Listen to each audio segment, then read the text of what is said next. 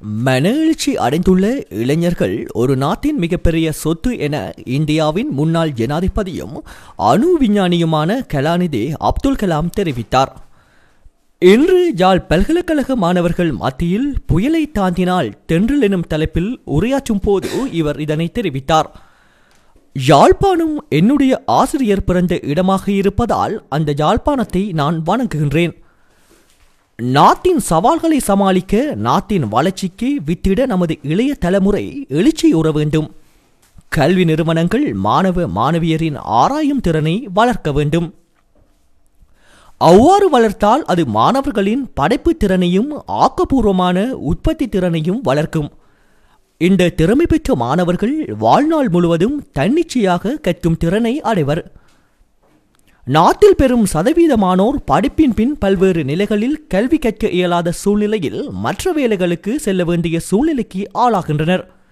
நாட்டின் இன்றைய சூழ்நிலையில் பல்வேறு கவன சிதறல்கள், வறுமை, படப்பிடிப்புக்கு ஏற்ற வேலை, வேலைக்கேற்ற படிப்பும் சிறப்பு பயிற்சியும் இல்லாத சூழல், உலகமயமாக்கினால் ஏற்படும் சமூக பொருளாதார ஏற்றத்தாழ்வு, வேற்றுமை, மாறிவரும் குடும்ப சூழல், மாற்று கலாச்சார மாற்றம் நம் இளைஞர்களை வேகமாக மாற்றும் சூழல் இன்று வேகமாக நகர்கின்றது.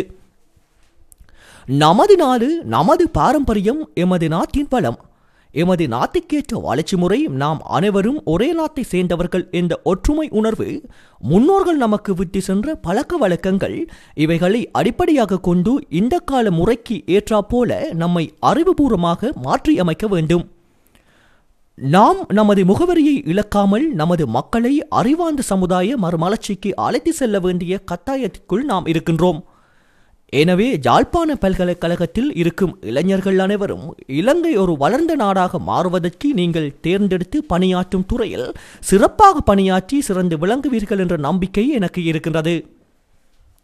இந்த உலகத்தில் பிறந்த அனைவருக்கும் வரலாற்றின் பக்கங்களில் ஒரு பக்கம் ஒதுக்கப்பட்டுள்ளது. அந்த பக்கத்தை இந்த உலகமே படிக்க வைப்பது இளைஞர்களாகிய உங்கள் ஒவ்வொருவரும் கைகளில், சிந்தனைகளில், செயல்களில் தான் உள்ளது. திருக்குறள் என் வாழ்வில் இணைந்த மிக முக்கிய வாழ்வை சித்தாந்தம். என் மாணவ பருவத்தில் நான் அறிந்த திருக்குறள் என்னுடைய வாழ்வில் முக்கிய அங்கமாகி என் மனதில் லட்சிய பொறிகளை உருவாக்கியது. இந்தியாவில் பல விஞ்ஞானிகளின் எண்ணங்கள் பல வடிவங்களில் உருவெடுத்து அக்கினி எழுச்சி பெற்று ஏவுகணை சக்தியாக வளர்ந்தது.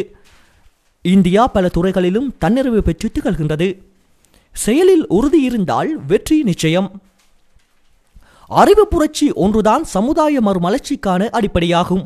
சாதி, மதம், மொழி மற்றும் இன வேற்றுமைகளில் இருந்து விடுபட்டு மனித இனம் மேம்பாடு அடைந்த அறிவார்ந்த மனித இனம் என்ற நிலைக்கு மனித சமுதாயத்தை எடுத்து சென்றால்தான் ஒரு சர்வ தர்ம சமுதாயத்தை, மேடு பெறமில்லாத சமுதாயத்தை, வளர்த்த சமுதாயத்தை, அமைதியான சமுதாயத்தை அமைக்க முடியும் என முன்னாள் இந்திய ஜனாதிபதி அப்துல் கலாம் மேலும் தெரிவித்தார்.